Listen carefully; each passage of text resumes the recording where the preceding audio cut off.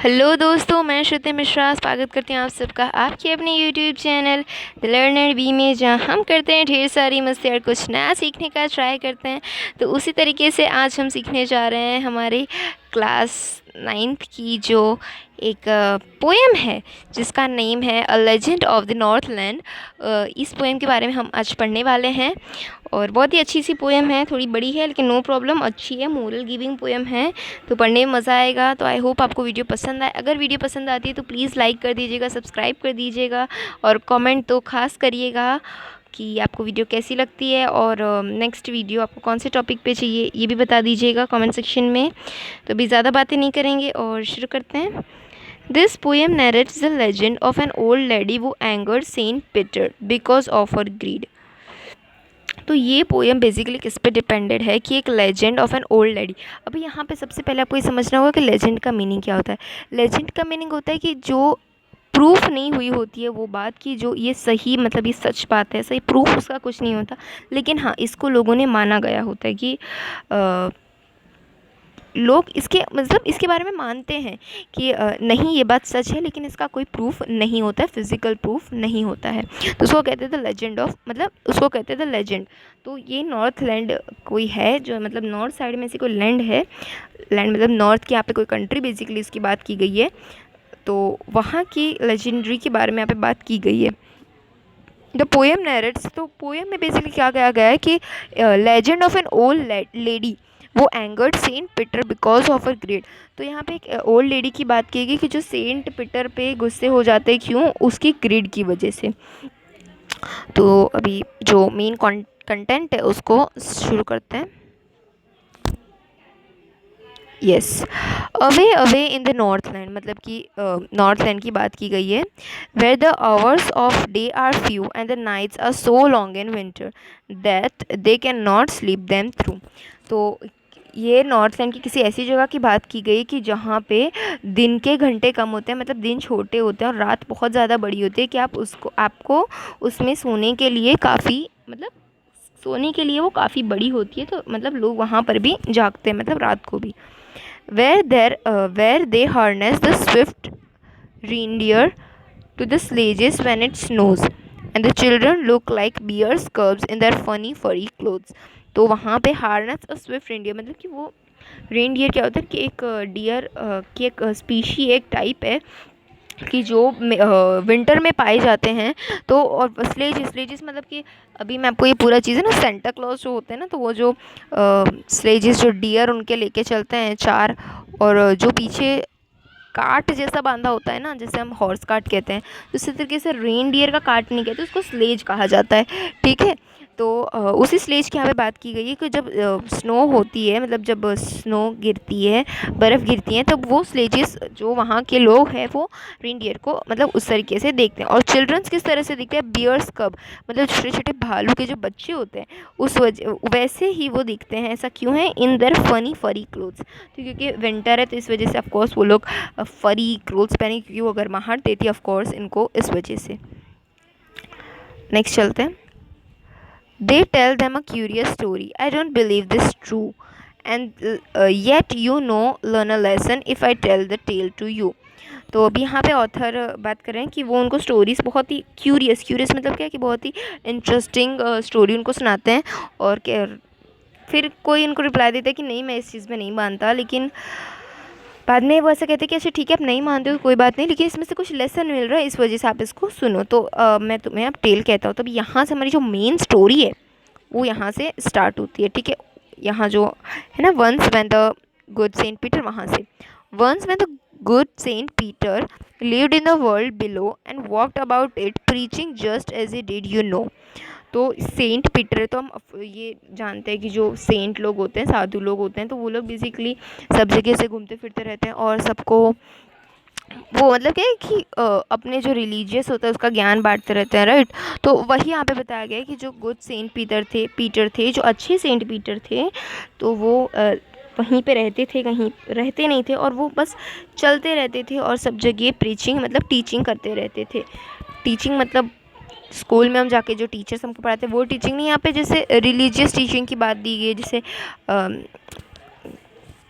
क्या क्या कह सकते हैं हम, जैसे छोटे छोटे, जैसे कहीं पर कुछ लोगों को इकट्ठा करके वो कुछ अच्छी अच्छी बातें बताएं रिलीजियस के बारे में, राइट, तो उसको कहते हैं प्रीचिंग करना, जो जस्ट ऐसे डिड, और ये हम सबको पता है कि नॉर्मली सेंट्स यही करते हैं. He came to the door of a cottage in traveling round the earth, where a little woman was making cakes and baking them on the hearth. तो वो ऐसे ही घूमते घूमते जो पूरी, मतलब वो कहीं पर उनका फिक्स नहीं होता कि भाई ये इनका घर है तो चाहे कहीं पर भी घूम के आपको वापस नहीं आना, ऐसा कुछ नहीं है, वो सब जगह से ही घूमते रहते हैं. तो ऐसे ही वो घूम रहे थे. एक बार वो एक कॉटेज मतलब क्या होता है कि एक प्रकार का हम उसको घर कह सकते हैं.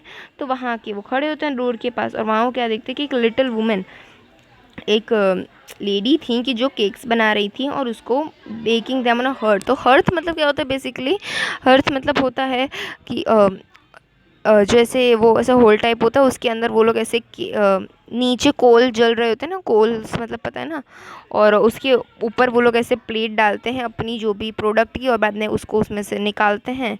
एंड देन मतलब एक चिमनी टाइप उसमें कुछ उसका फॉर्मेशन कुछ उस तरीके से होता है. And being faint with fasting for the days was almost done, he asked her for her store of cakes to give him a single one. तो पूरा दिन उन्हें फास्टिंग किया था. इस वजह फेंट मतलब क्या होता है, फेंट मतलब बेहोश होना होता है. तो वो बार बार बेहोश हो जा रहे थे. क्यों? क्योंकि कौन बेहोश हो रहा था? Saint Peter. तो वो क्यों ऐसा, मतलब वो क्यों उनको ऐसा हो रहा है? क्योंकि उन्हें दिन भर फास्टिंग की हुई थी, दिन भर वो भूखे रहे थे इस वजह से, और दिन पूरा ख़त्म होने को आ गया था ऑलमोस्ट. तो उसने उनसे, उस लेडी से क्या पूछा कि उसके स्टोर में से क्या वो उसे एक केक दे सकती हैं.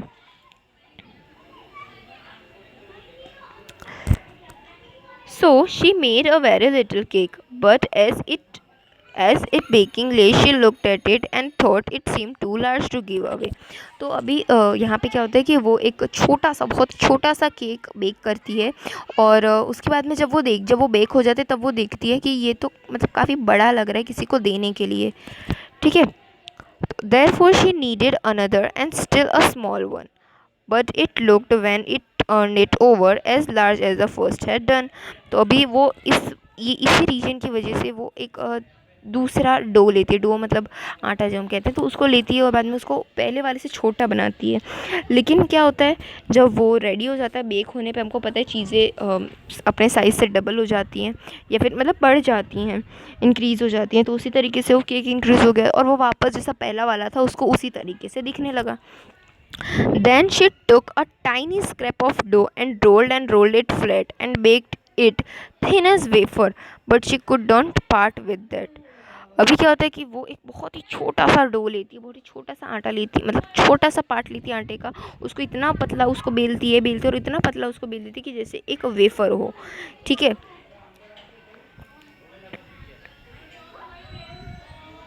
Okay, next. For she said, my cakes that seem too small when I eat of them myself are yet too large to give away. So she put them on the shelf. तो अभी वो क्या कहती है कि जब मैं अपने केक्स खाती हूँ तो जब मैं खाती हूँ तो मुझे काफ़ी छोटे लगते हैं, लेकिन जब किसी को देने होते हैं तो वो पता नहीं मुझे क्यों बहुत बड़े लगने लगते हैं. तो ऐसा ही बोल के वो जो जितने भी उसने केक बेक किए थे पहले उसको वो शेल्फ में रख देती है. Then good Saint Peter grew angry, for he was hungry and faint, and surely such a woman was not enough to provoke a saint. Okay. तो वो इतनी ज़्यादा ग्रीड वो वुमेन के अंदर होती है कि उधर देखो कोई बेचारा इंसान पूरा दिन, एक तो वो इतना अच्छा काम कर रहे हैं, प्रीचिंग कर रहे हैं वो, राइट, अपने मतलब रिलीजियस प्रीचिंग कर रहे हैं, और वो आपसे खाना मांग रहे हैं जो कि उन्हें दिन भर कुछ खाया नहीं होता, वो बेहोश हो रहा है. तो वैसे भी कोई इंसान होता है वो बना के दे देता है, ऑफ कोर्स उनके घर में जो भी होता है, या जैसे कोई शॉप है तो वो दे देता है ना, ऑफ कोर्स. लेकिन ये यहाँ पे क्या है, ये अपने ग्रिड के लिए कि मतलब ये तो मेरा नुकसान हो जाएगा, मैं उसको दे दूँगी. तो इसी ग्रिड की वजह से, और सेंट पीटर को इस एक तरफ भूख भी लग रही थी, तो इस वजह से वो बहुत ही एंग्री हो जाते हैं, बहुत ही गुस्से हो जाते हैं. और ऑफ कोर्स कोई भी होगा ही ना.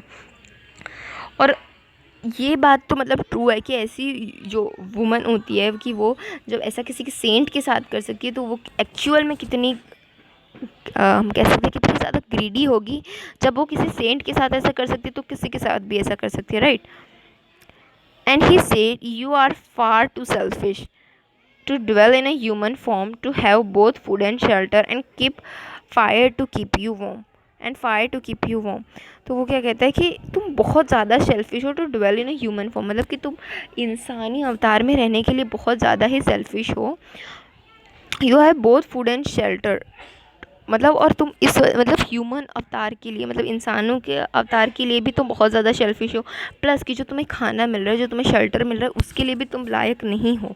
और जो तुम्हें ये जो आग जला के जो बैठी हो ना, जिसकी वजह से तुम्हें गर्माहट फील हो रही है, तो वो भी तुम्हारे लिए मतलब तुम्हारे लायक नहीं है। तुम उसके लायक नहीं हो। वो तो तुम्हारे लायक, वो सबके लायक होता है ऑफकोर्स, लेकिन तुम उसके लायक बिल्कुल नहीं हो। Now you had shall build as the birds do and shall get your scanty food by boring and boring and boring all the day in the hard dry wood। तो कहते हैं अभी वो सेंट पीटर क्या कहते हैं कि अब तुम्हें जैसे बर्ड्स जो अपना बनाते हैं हर एक चीज़, घर अपना बिल्ड करते हैं, खाना लाते हैं, तो वो अब तुम्हें भी वैसा ही करना होगा। और पूरा दिन मतलब तुम्हारा बोरिंग बोरिंग जाएगा उन्हीं ड्राई वुड्स के अंदर रहने के लिए। Then up she went through the chimney, never speaking a word, and out of the top flew a woodpecker, for she was changed to a bird। मतलब कि क्या होता है कि वो कुछ बोले बिना वहाँ से चली जाती है, और वो कुछ मतलब बोली नहीं, उसके बाद से वो कुछ नहीं बोल पाई। ठीक है, वो उस वक्त कुछ नहीं बोली, बिना बोले वहाँ से चली गई, और उसके बाद से कुछ बोल भी नहीं पाई। और क्या वहाँ पे टॉप पे एक वुड पिकर फ्लाई कर रहा था, और वो वुड पिकर कौन था? वो वुमेन। मतलब कि स्टैंजा में हमको क्या पता चलता है कि जो सेंट पीटर थे उनने अपने कुछ मैजिक उनने किया होगा कि वुमेन को उनने बर्ड में चेंज कर दिया, एक वुड पैकर में उन्होंने उसको चेंज कर दिया। She had a scarlet cap on her head, and that was the left the same, but all the rest of her clothes were burned black as coal in the flame। तो अभी Scarlett cap, तो Scarlett एक basically fabric का नाम है। तो यहाँ पे ये कहा गया कि उसने जब वो ह्यूमन थी तब उसके सर पे एक स्कारलेट कैप थी, और अभी भी वो है जब वो बर्ड बन चुकी है, एक वुड पैकर बन चुकी है, लेकिन सिर्फ वही अब बचे जो उसके क्लोथ्स थे, और बाकी सारी जो चीज़ें थी वो सब तो जल के राख हो गई थी। इतनी मतलब वो ब्लैक कलर में कन्वर्ट हो गई थी, जैसे कि जो ब्लैक कोल होता है, black is a coal in the flame, कि जिस तरीके से जो कोल मतलब समझते हैं ना, कोल जैसे हम कोलसा भी कहते हैं, तो जो बेसिकली हम हीट प्रोड्यूस करने के लिए उसका यूज़ होता है, राइट। तो उस जैसे जितना जब हम उसके थ्रू आग जलाते हैं ना, तो जितना काला वो होता है उतनी ही काली उसकी जो क्लोथ्स थी, और बाकी सारी जो उसके पास जो थिंग्स थी वो सब भी वैसी हो जाती हैं। And every country school boy has seen her in the wood where she lives in the trees till this very day boring and boring for food. तो अभी और हर एक स्कूल बॉय जो वहाँ से गुजरते हैं, जितने भी स्कूल बॉयज़ होते हैं, वो उसको हर रोज़ देखते हैं उसी वुड में, और वो तब से अभी तक वहीं पे है। उसको वापस से ह्यूमन नहीं बनाया गया, वो अभी भी ऐसी ही बर्ड की तरह वहाँ पे, और बोरिंग फॉर फूड, मतलब कि बहुत ही बोर फील कर रही होगी। और खाने के लिए भी उसको क्या कुछ नहीं, केक्स वेक्स सब मिलेंगे नहीं, जिसकी वजह से वो इतना ग्रीडी थी कि जब वो खाती थी तो उसको केक छोटा लगता था, किसी और को देती थी तो बड़ा लगता था। तो अब तो उसको वो भी खाने को नहीं मिलेगा। तो यहाँ पे स्टोरी ख़त्म होती है। इसके जो ऑथर है उनका नाम है फोइबी कैरी, ये इनका नाम है, इसको याद रखिएगा, क्योंकि जितनी इंपॉर्टेंट पोएम है उतने ही इंपॉर्टेंट ऑथर के नेम्स होते हैं। तो यह उस पर भी ध्यान दे दीजिएगा। और यस, तो यहाँ पे हमारी जो पोएम है वो फिनिश होती है। आई होप आपको पोएम समझ में आई होगी और पसंद भी आई होगी। अगर आपको वीडियो अच्छी लगती है तो अगेन कह रही हूँ, प्लीज़ लाइक कर दीजिए, सब्सक्राइब कर दीजिए, और कमेंट तो याद से कीजिएगा। और अगेन कोई अगर डाउट है तो पूछ लीजिए, मैं आपको वहाँ जाके फुल ट्राई करूँगी मैं अपना कि आपको आंसर दे पाऊँ। तो इस वीडियो के लिए बस इतना ही। तब तक के लिए stay home, stay safe, take care, जय हिंद।